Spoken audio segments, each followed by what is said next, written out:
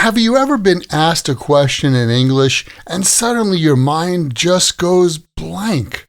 Has that ever happened to you? Maybe someone says, "Oh, what do you think about remote work?" Or, "Where do you see yourself in 5 years?"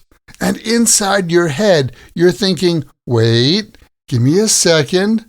Well, native speakers don't always answer immediately either. In fact, we use small phrases to buy a little time while we think. And that's what today's podcast English lesson is all about. Welcome to another Happy English podcast coming to you from New York City. And here's your English teacher, Michael. All right, thank you, John, and thanks, everyone. It's Michael here from Happy English, and I help people speak English better. And this is Happy English Podcast, episode 998, How to Stall for Time When You're Thinking in English. Have you ever noticed that native English speakers rarely just sit silently when they're thinking? We usually speak while we think. We use phrases like, let me think. That's a good question. I never really thought about that. Or small words like, well, and actually. These little phrases help you sound fluent even when you're still organizing your thoughts.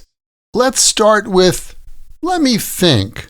We use let me think when we need a moment before answering.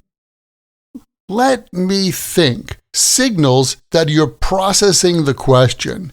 And here's a pronunciation tip. We often stretch this phrase just a little, like, let me think.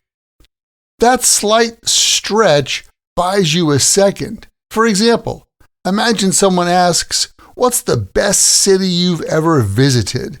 Instead of freezing or staying silent, you can say, let me think, and then continue. Or in a meeting, if someone asks, "What's our biggest challenge right now?" you might say, let me think for a second.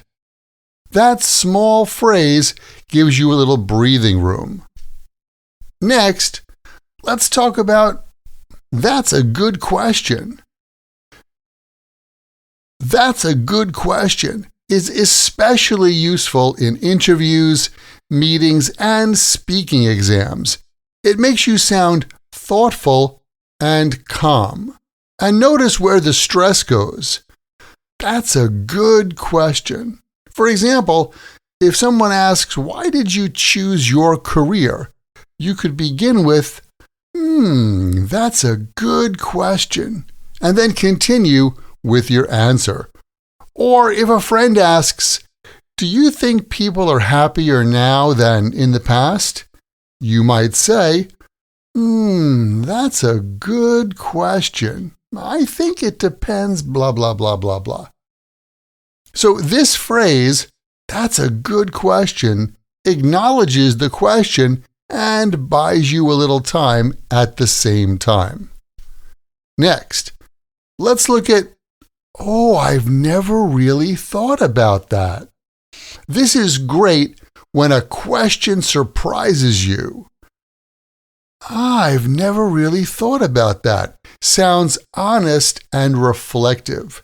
Imagine someone asks, "If you could live anywhere in the world, where would you go?"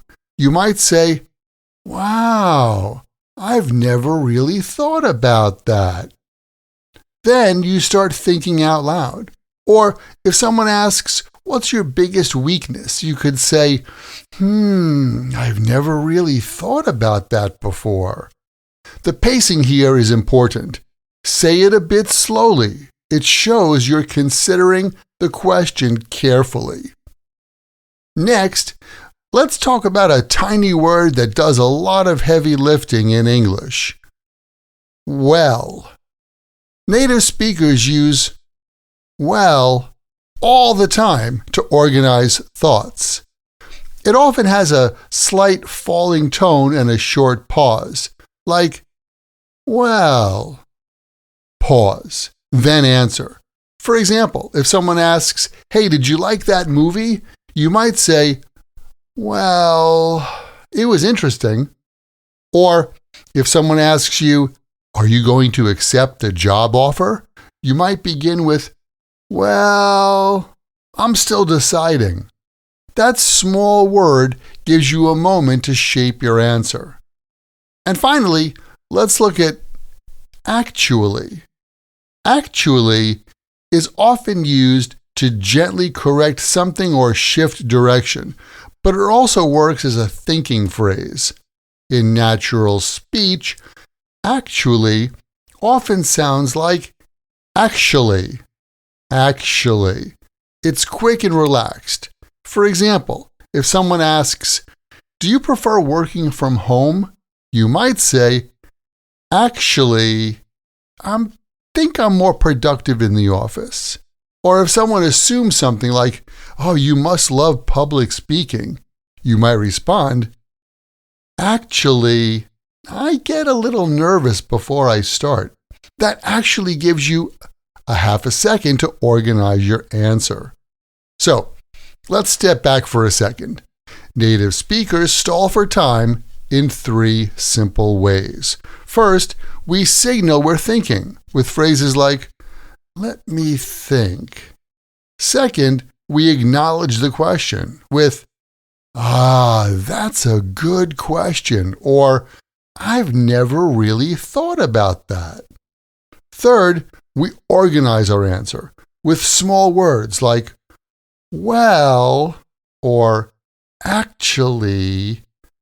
These phrases don't make you sound slow. They make you sound natural. Speaking while you think is a big part of sounding fluent. So, here's your challenge. The next time someone asks you a question in English, don't rush. Use one of these phrases first. Buy yourself some time, and then answer calmly. That's how you build confident conversational English. And keep in mind, the best way to remember English like this, and any other word or phrase in English, is to take that word or phrase, write it in a sentence that's true for you or true in your world, and then memorize your sentences. Hey, thanks for listening. And remember, learning another language is not easy, but it's not impossible. And I'm here to help you on your journey. This podcast was brought to you by Happy English. Please visit myhappyenglish.com. Show your support for Happy English by leaving us a review.